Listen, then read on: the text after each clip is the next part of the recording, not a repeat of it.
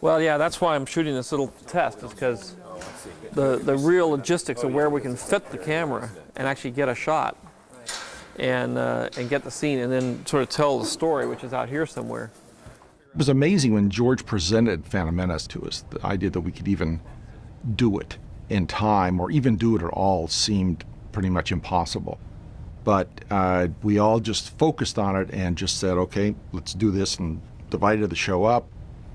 The work was always conceived from the beginning to not so much do synthetic CG backgrounds, but to try to have those all be real. You know, real locations, real miniatures that we could do some work on.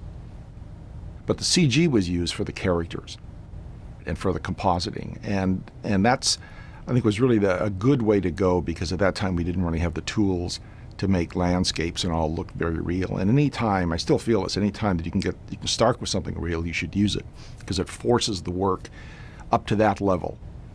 And I think that combination of the two always keeps you sort of on your toes. Is this real or is this fake? But you buy into it and you believe it. In The Phantom Menace, we visit Naboo, which is the home planet of the Queen. And it's a critical planet because it's kind of the center of, the start of Episode 1. And for the aesthetic of it, I mean, it was really interesting because, at this time, this was before the Empire, and George really wanted to create an aesthetic where it was a mix of different styles. And in some ways, it was a lot more romantic. Yeah, and even here, you could put ivy sort of growing up. It's a society that's very integrated in terms of technology with nature. And once we settled on that idea, it really grounded the look of the planet. The big battle was pretty difficult at the time, because nobody up until that time had done a synthetic battle with like thousands of soldiers or people fighting each other, creatures fighting each other. It's been done a lot since, but that was, as far as I know, it's the first time it had really been done without using real people, all computer graphics. We didn't do any sort of crowd simulations or anything like that with emotions. They were all real motion capture or hand animated characters all the time that we just replicated over and over and shifted them around a little bit so that you couldn't tell one character was moving the same way as another. But then they get into a battle and we've got all the traditional sort of more Star Wars-y type explosions and stuff like that. And we used everything we could think of. Mostly, there was a lot less computer graphics than people might think. We did a lot of stuff with real explosions, real miniature ships that you see going along on the ground that crash. We had a really nice model shop here, and at the time that seemed to be the best way to do it. And I still think it was, because it looks pretty good.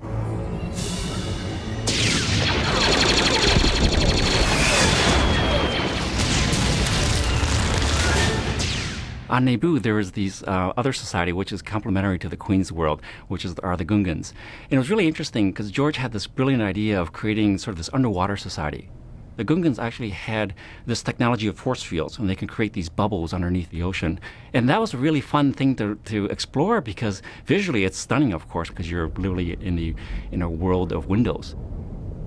One of the wonderful challenges that George kind of laid on all of us was, okay, we're going to create something visually stunning, but he also wanted to really lay down the foundation that it had to look believable. It had to have logic and in a sense that, no, this world really could exist. It really has to do with when you see the cut sequence. He's way down at the end of the tunnel. It's real tiny. Yeah. And you have to sort of say, oh, monster. Okay. The underwater sequence, I'd always wanted to do something like that, and especially wanted to do something with sort of that manta ray designed ship. George was pretty open and shot designs, and I came up with a lot of the stuff that showed the different size scales of the fish, how to, with ideas about how to set the shots up so that you always thought you were seeing a bigger fish, which is sort of the punchline to the entire sequence.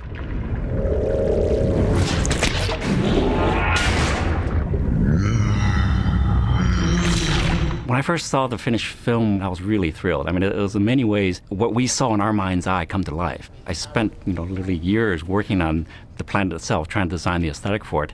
And the execution by ILM was just flawless. I mean, it just looked great.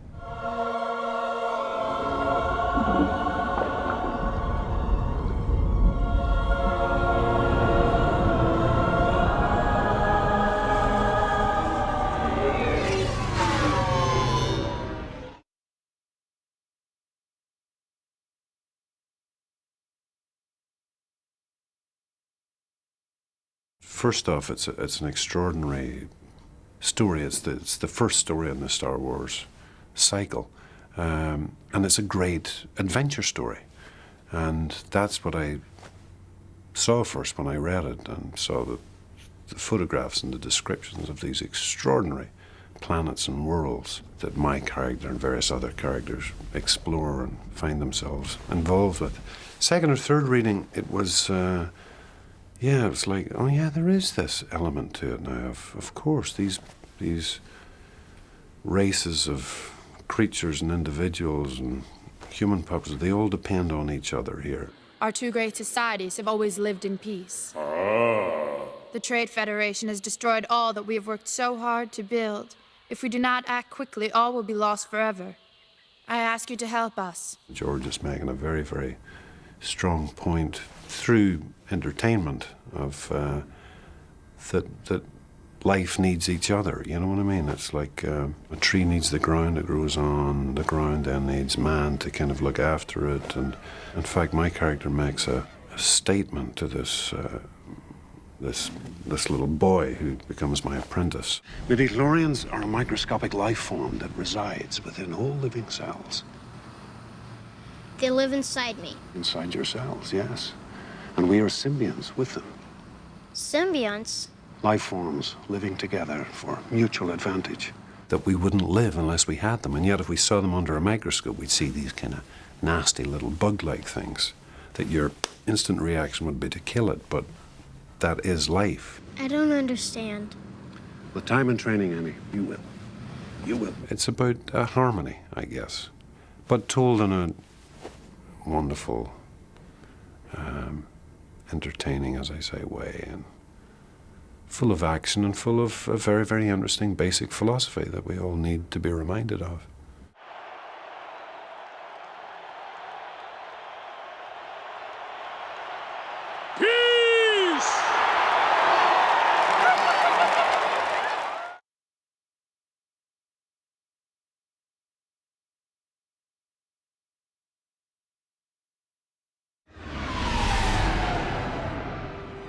That's it. Tatooine. Tatooine is a key planet. Of course, it's where where we discover Anakin. And as it relates to the whole Star Wars universe, it's really the center of where it all starts. To actually have the opportunity to go back and build on those designs was fantastic. Of course, George wanted to push the boundaries even further, and so we took the design philosophy established by Ralph McQuarrie and others and started to really think, okay, how would this society actually function? I basically took Luke's homestead, which is a really elegant design, and just extrapolated it out. Tatooine's the only location in Episode 1 that we visit that's shared from the original trilogy, and so it was important to me that it still could feel like the same planet. Tunisia was a very difficult location, mostly because of the temperature. We ended up shooting starting end of July into the first part of August, when Anakin and Shmi are saying goodbye.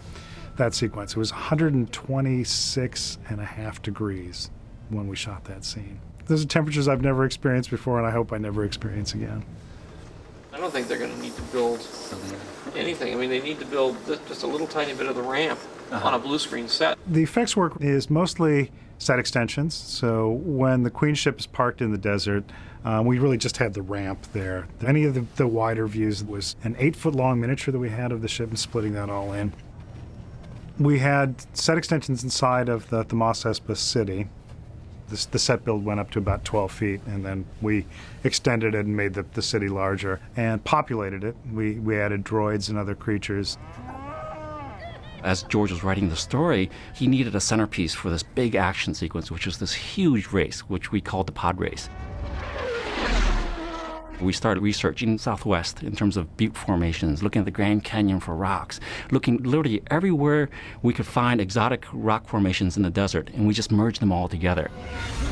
A lot of shots were traveling at tremendous speed, and at the beginning of a shot, something that's way on the far end, way out on the horizon, would be going past camera. So it either meant tremendously large miniatures or helicopter plates, but exotic terrains that George wanted didn't really exist anywhere. That really leaves computer graphics of some kind as about the only real solution. To begin with, we started in the hangar beforehand. We had a partial set that we shot in at Leavesden in England. And then the large pod race arena was about a 40-foot miniature that we shot out in the back lot, back at ILM, populated largely with ILM employees.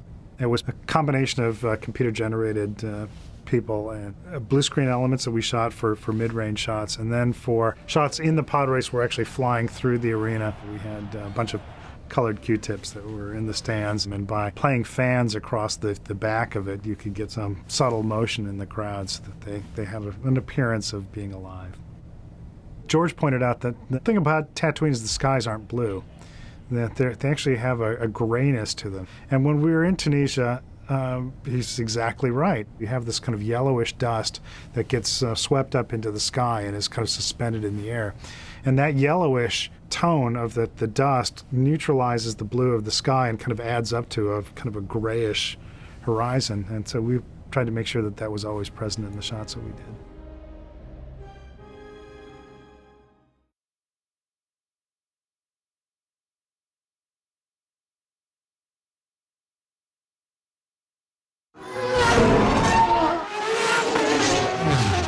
It was very interesting to build 18-pod engines, the engines and the pods. Well, the engines are the size of 747 engines. I mean, they're just huge. They're 20, 25, 30 feet long, 12 to 15 feet wide, which is over the maximum that any truck is allowed to take.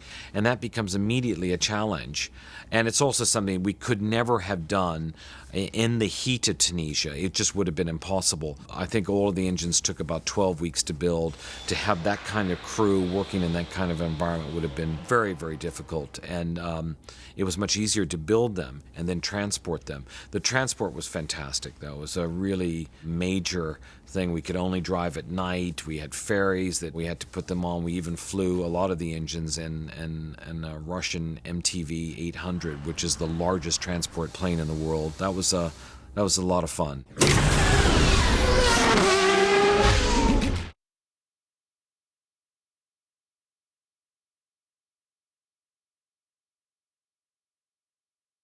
Well, one of the problems about Episode 4, A New Hope, was that none of the records really remained for Tunisia. They hadn't had an opportunity to really find all the locations before they went there. They were on the move from the main part of Tunisia to a little island called Jerba, and no one had kept accurate records of where every single location was. And since we were not replicating them, but we were going to be in the same world, we wanted to try and find an area that would be much simpler than Episode 4 was to shoot. And we needed to find an area that we should combine all the elements of all the disparate locations that they went to. As it turned out, there was a very interesting article that had been given to me at Lucasfilm about a young guy who was getting his PhD. He was an archaeologist, and he decided to make archaeology very fun. So his thesis was written on where were the original locations on Episode 4. And as soon as I read it, I realized he was the only guy. He'd spent months and months in the desert tracking down every single location. So I called him up. He was a really nice guy. And we sent him out to Tunisia, and we met him there. He immediately proceeded to show us where all of the locations, because all of us were obviously not on the original Star Wars. When we were traveling with David throughout all the areas, there was one little section in Jerba, whereas the main cantina was, and it had been rebuilt. It was a brand new modern street. I mean, there were basically condominiums surrounding it, and there was no way to actually picture where the original cantina was. But David knew precisely where it was because he had been there years before, and we were trying to talk to someone, and he took us into his garden. And as we were walking into his house, we saw one of the original cupolas in his garden, which he was now growing vegetables in. And we suddenly started to discover pieces, and we found the actual original cantina door about a quarter of a mile away, and it was being used as a door to protect a chicken farm. It was just fantastic, absolutely fantastic. We saw it in the middle of nowhere. So there were little pieces, and we saw an older man, maybe in his late 80s, walking down the street with the original Star Wars t-shirt, and I didn't have the heart to tell him that that was probably worth $10,000 now.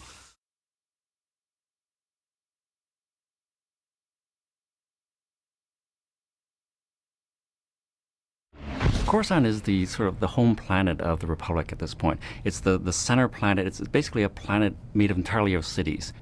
Since there's really no locations you can go shoot, everything you see has to be fabricated. And it was a combination of partial sets and a lot of miniatures and computer graphics, matte paintings, kind of every technique we could throw at it. It was an interesting design challenge in the sense that, how do you create this world that's completely built out and yet still make it kind of, attractive so that it becomes the symbol of power in the Republic? Where you start to look not sort of at an individual building level, but at a planetary level, where you start really looking at it and treating each city as if it was one particular building and how would it flow out. We had experimented a little bit with the look of Coruscant, actually, for one of the end shots of the Return of the Jedi Special Edition. We have a series of vignettes of celebrations happening, and one of them is a little glimpse of Coruscant. So what we did was we started to go with monumental styles, architecture that we're very familiar with, stone architecture, classic architectures, forms that we're very familiar with in New York. Taking those forms and then literally multiplying them by 1,000, if not more, and just exaggerating the scale.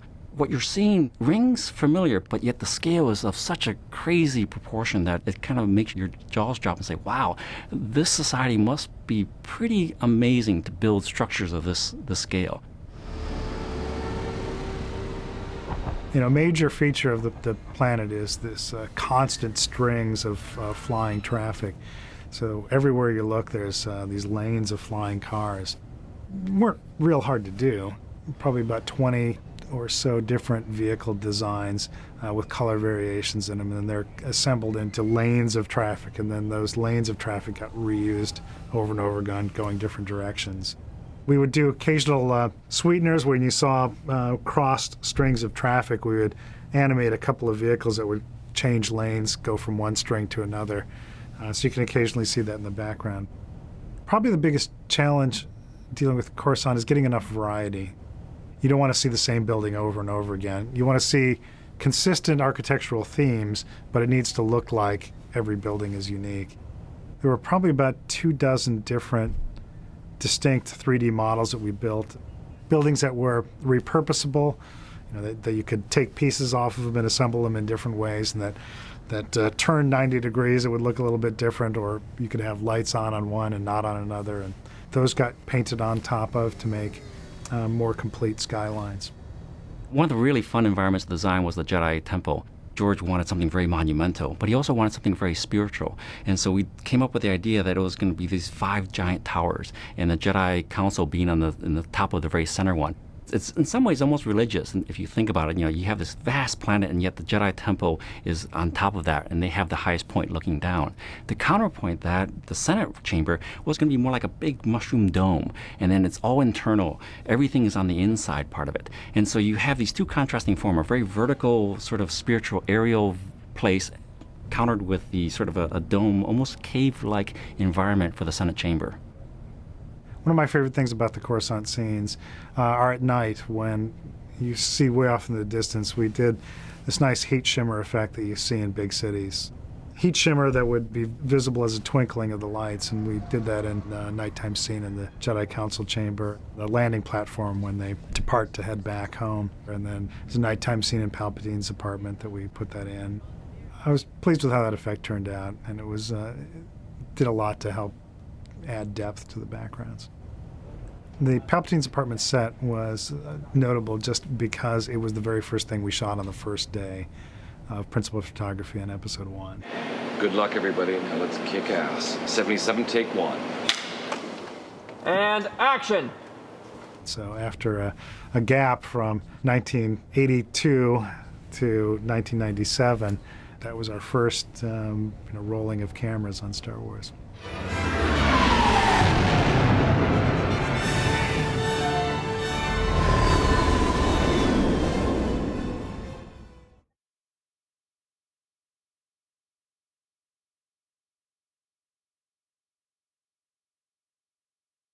Doing the Star Wars films is, every time you do one, it's like a new adventure. It's like running the Indy 500 every year. I mean, just every time you do it, even no matter how many times you've done it, it's the same challenge. And there's no guarantee that you're going to be able to pull it off at all. When I do these three, then it's finished. I've kind of done the story, and I feel I've accomplished what I set out to do originally, even more so, because what I really set out to do was the first three. I didn't even think I would get the first three done until after the films came out. And then when the films came out, I realized not only could I finish the other two, but I could also tell a backstory if I really wanted to, because that's a good story. It's fun to go back into that world. I get to do a lot of things now that I couldn't do before, which is going to be exciting in terms of writing and stuff. I can create things that weren't possible to create before. I was always, and I will be on this, but I've always been sort of at the limit of what is possible in terms of storytelling. Things have advanced so far in the last 20 years in terms of your ability to portray things on the screen that were just literally impossible before, and then very difficult in terms of costs. It's always a limiting factor. But even if you take that out, there were things that just couldn't be done regardless of how much money you had. One of the problems I had with Yoda is that, for instance, is that he couldn't move more than 6 feet in any one thing, and I couldn't show his legs. So I couldn't show him in a wide shot, and I couldn't show him running, jumping, or walking, really, any distance. We had to sort of rig backpacks and things to make him, to be able to transport him places. Now I can make him move anywhere I want. It's a great asset to be able to have a lot of the creatures that couldn't move before be able to move. So I hopefully will be able to get closer to what I am putting down on the page and what I imagine things to be like. The process of writing is not easy. And it takes a great deal of concentration, and you get into a particular place and you stay there for a while, and then you get, as you move around in that world, you can sort of see the things that are going on. And it's not something you can pop in and out of that easily. You know, I'm sort of running the story over in my mind all the time, and sort of contemplating various scene fits. What would it be like if we did this? What if I started there? What if, because there's point of view, there's a lot of mechanics that have to happen. And then there's, the entertainment values, which is, is it funny? Does it move things forward? Is it exciting? All those kinds of issues. So I'm finally glad to be working on my own again. It's great to be able to sit by myself and just do this. It's like a real luxury, actually. And, I don't feel a lot of pressure. It's kind of fun. I mean, I'm getting to do a lot of research, which I love to do, and I'm getting a chance to think. Things are quiet. It's very contemplative, and it's a great change from where I've been.